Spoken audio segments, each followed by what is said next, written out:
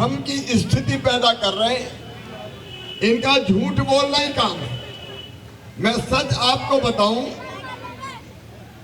केजरीवाल जी से ज्यादा झूठा आदमी मैंने इस दुनिया में कोई नहीं देखा, कोई नहीं देखा। ये कांग्रेस और आप परेशान है मोदी जी की लोकप्रियता से।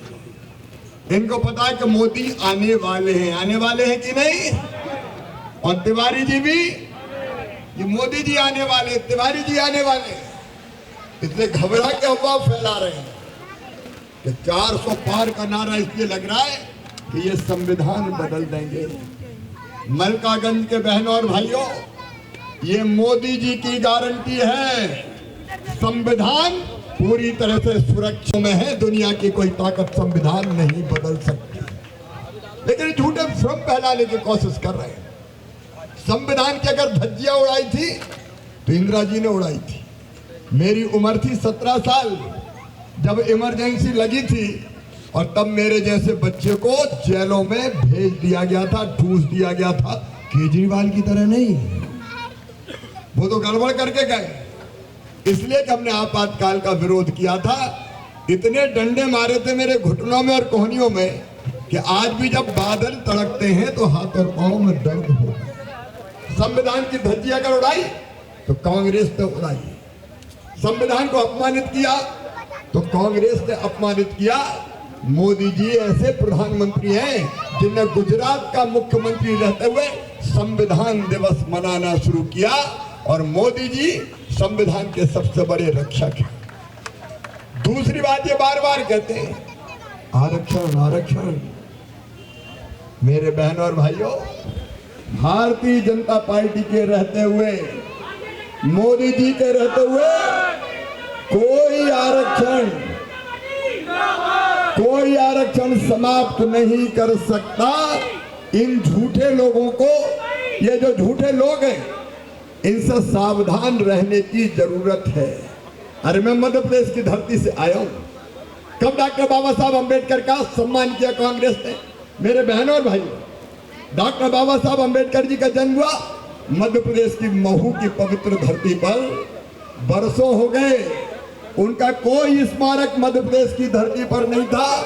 कांग्रेस की सरकार ने नहीं बनाया, लेकिन जब मध्य प्रदेश का मुख्यमंत्री मैं बना, भारतीय जनता पार्टी की सरकार बनी, तो भव्य और दिव्य बाबा साहब अम्बेडकर का स्मारक बनाया। तो भारतीय जनता पार्टी की सरकार ने बनाया, कभी कांग्रेस ने नहीं बनाया। आप सागर जाके देखिएगा, मध्य प्रदेश 100 करोड़ रुपए की लागत से संत रविदास जी का भव्य मंदिर अगर बना रही है, जिसका शिलान्यास प्रधानमंत्री नरेंद्र मोदी जी ने किया, तो वो भारतीय जनता पार्टी की सरकार बना रही है। ये कांग्रेस थी जिसने डॉक्टर बाबा साहब अम्बेडकर को भारत रत्न सम्मान उनकी सरकार रहते नहीं दिया, और एक चुनाव में भी बाबा साहब को हराने का पाप कांग्रेस के सर पर है। ये SC ST के झूठे हिमायती और हितैषी बनते हैं।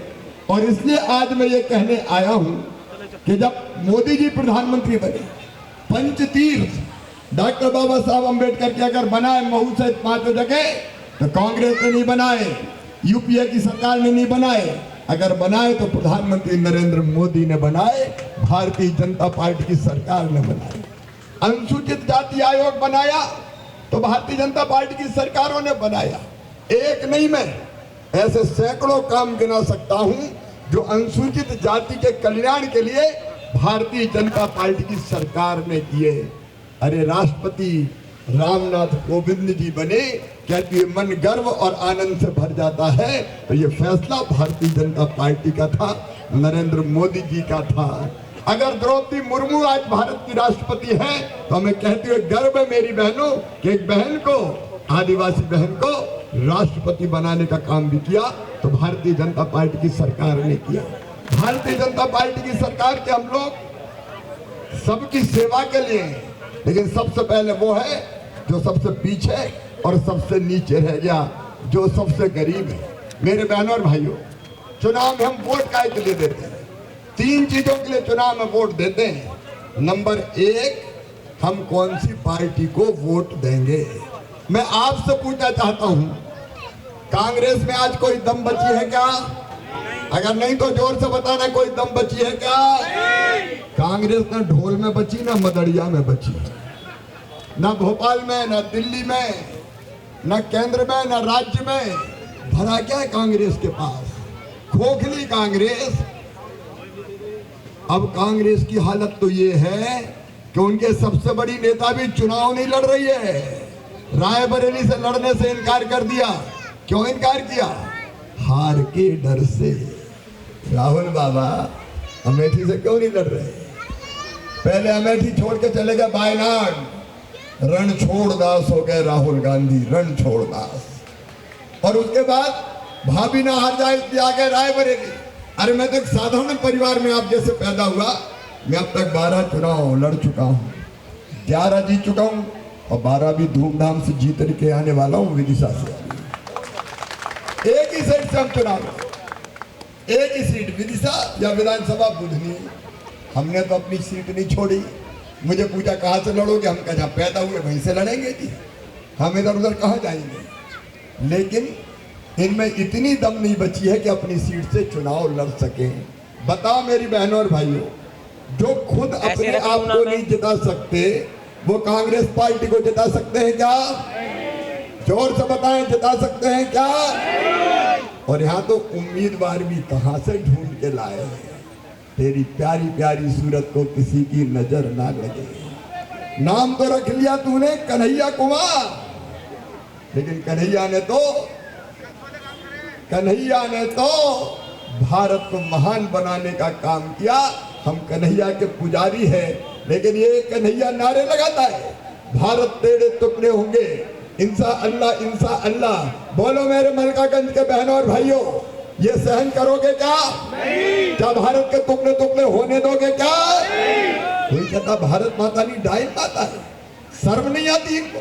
इस धरती पर पैदा हुए, यहाँ के खेतों में पैदा हुआ अन्न ने खाया, यहाँ बहने वाली नदियों का जल पिया और देश को तोड़ने की बात करते हैं कन्हैया कुमार जैसे लोग। आज ऐसे लोगों को मैं डंके की चोट कहना चाहता हूं।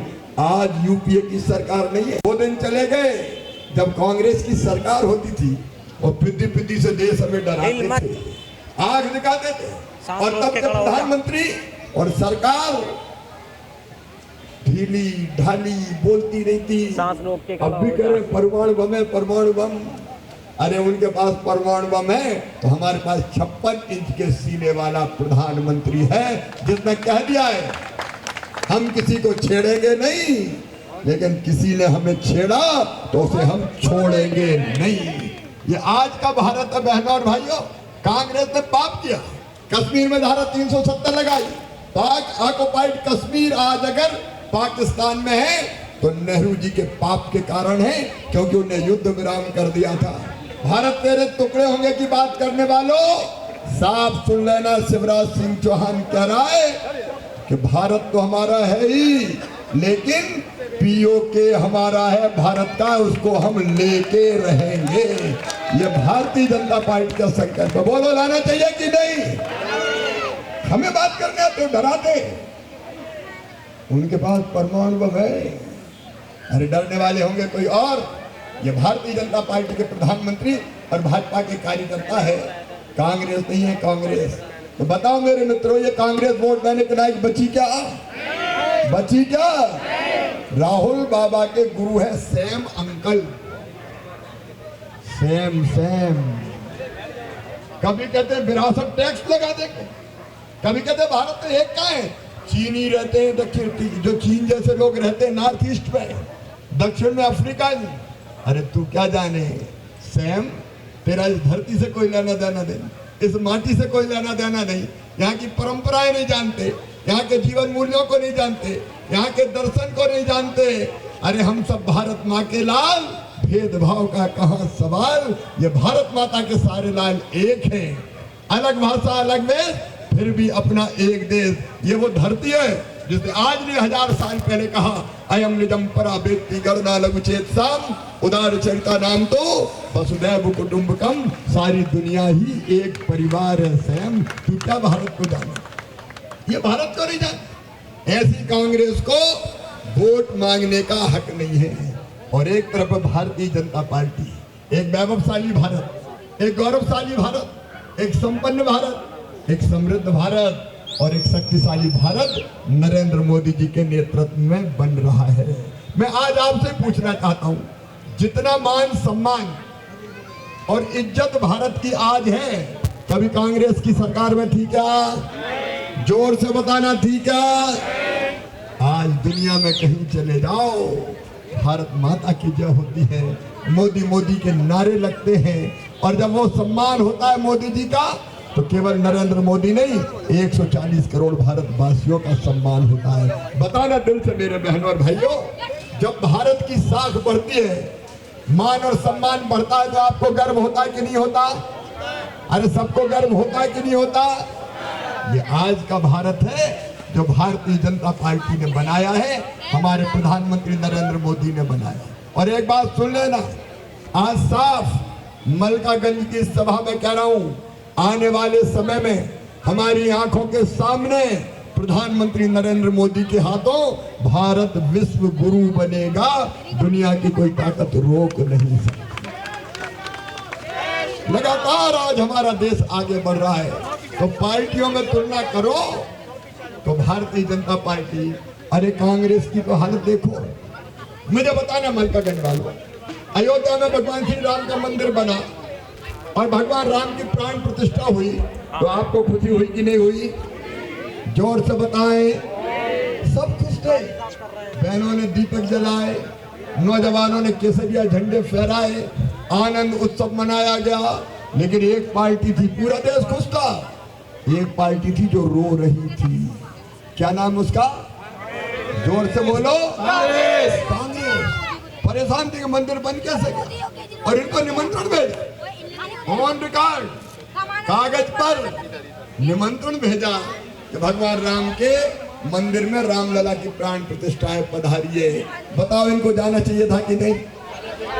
लेकिन बुद्धि पे मंथरा बैठ गई। जाको प्रभु दारुण दुख देही, बाकी मति पहले हर नहीं। विनाश काले, जोर से बोलो, राहुल बाबा को सुना जाए, विनाश काले। फैसला किया हम नहीं जाएंगे, मुहूर्त नहीं है।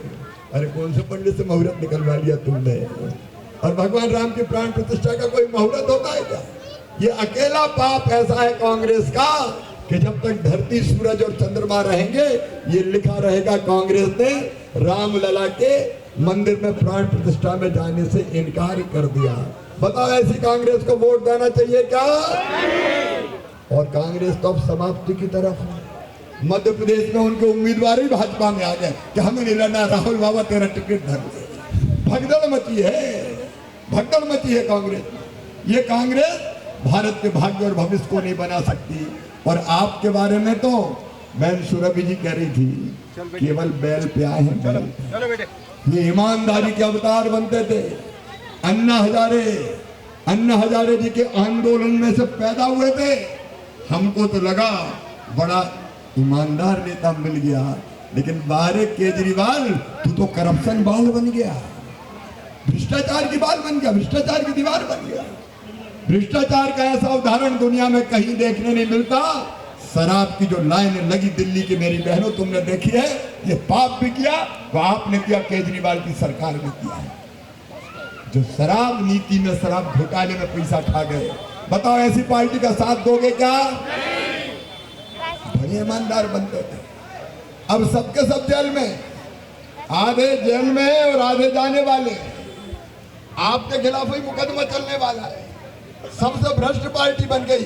दुर्गा सप्तशती में एक होता था रक्त बीज, कहते उसको मारते थे तो उसके खून की बूंद जहां गिरती थी वहां नया राक्षस पैदा हो जाता था। लेकिन केजरीवाल बन गए भ्रष्ट। जहां जहां आग जाती है भाई भ्रष्टाचार पैदा हो जाता है और जनता को लूटने लगता है। दिल्ली वालों, दिल्ली की क्या हालत कर दी। आज दिल्ली बदहाल है। अरे आओ मध्य प्रदेश, देखो हमारे इंदौर को और देखो हमारे भोपाल को। मैं दिल्ली वासियों को नहीं कह रहा, इस दिल्ली की बेईमान सरकार को कह रहा हूं, जिसने दिल्ली को नरक के रूप में तब्दील करने का पाप किया है, अपराध किया है। इनको वोट दोगे क्या? आज मैं आपसे इसलिए अपील करने आया, पार्टी है तो केवल भारतीय जनता पार्टी। और कोई पार्टी का सवाल ही पैदा नहीं होगा। दूसरे हम चुनते हैं प्रधानमंत्री। मेरी बहनें कुछ यहाँ बैठी हैं, मेरी बहनों सब्जी खरीदने भी जाती हो तो देख के खरीदते हो कि नहीं? आप सबको पता है हमारे बच्चे फंस गए थे यूक्रेन में। माता पिता चिंतित थे, बचेंगे कि नहीं बचेंगे, जिंदा लौटेंगे कि नहीं लौटेंगे, रो रो का बुरा हाल था। हमारे पीएम ने 2 फोन किए, एक किया रूस के राष्ट्रपति को, एक किया यूक्रेन के राष्ट्रपति को, और सीधा कहा कि मेरे बच्चे भारत के वहां फंसे हैं, वो हाथ में तिरंगा झंडा लेके निकलेंगे भारत माता की जय के नारे लगाते हुए। जब भारत के बच्चे भारत माता की जय के नारे लगाते हुए निकले तो युद्ध विराम कर देना, युद्ध बंद हो जाना चाहिए ताकि हमारे बच्चे सुरक्षित निकल जाए। जैसे ही भारत माता की जय के नारे लगाते हुए भारत के बच्चे निकले यूक्रेन की सड़कों पर, रूस ने भी मिसाइल दागना बंद कर दी और यूक्रेन ने भी युद्ध रोक दिया और भारत माता की जय के उद्घोष के नारे लगाते हुए हमारे बच्चे सुरक्षित भारत आ गए। ये आज का भारत है, ये नरेंद्र मोदी का भारत है। दुनिया की ताकत नहीं है कि आज भारत की तरफ उंगली उठाए।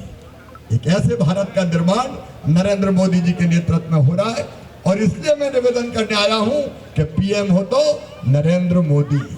बोलिए मोदी जी को पीएम बनाने के लिए सब तैयार हैं? तो बोलिए भारत माता की। तीसरी चीज हम देखते हैं कि उम्मीदवार कौन है। अब की बार 400 पार ये हम नहीं कह रहे, पूरा देश कह रहा है। पूरा देश मैंने लगभग दक्षिण के भी सभी राज्यों का दौरा किया है और मैं पूरे विश्वास के साथ कह रहा हूँ कि पूरा पश्चिम उत्तर दक्षिण चारों तरफ मोदी जी के प्रति अद्भुत भक्ति, अखंड विश्वास है और उसी विश्वास के सहारे भारतीय जनता पार्टी एनडीए 400 पार करेगा। व्यक्ति खड़ा है जो टुकड़े टुकड़े गैंग का समर्थक है, भारत तेरे टुकड़े होंगे इंशा अल्लाह, उनका समर्थन करने वाले व्यक्ति का समर्थन भारत में कोई नहीं करेगा। दोनों में जमीन और आसमान का अंतर है। एक भारत माता का सच्चा सपूत और दूसरे माता को अपमानित करने वाला। शुक्रिया।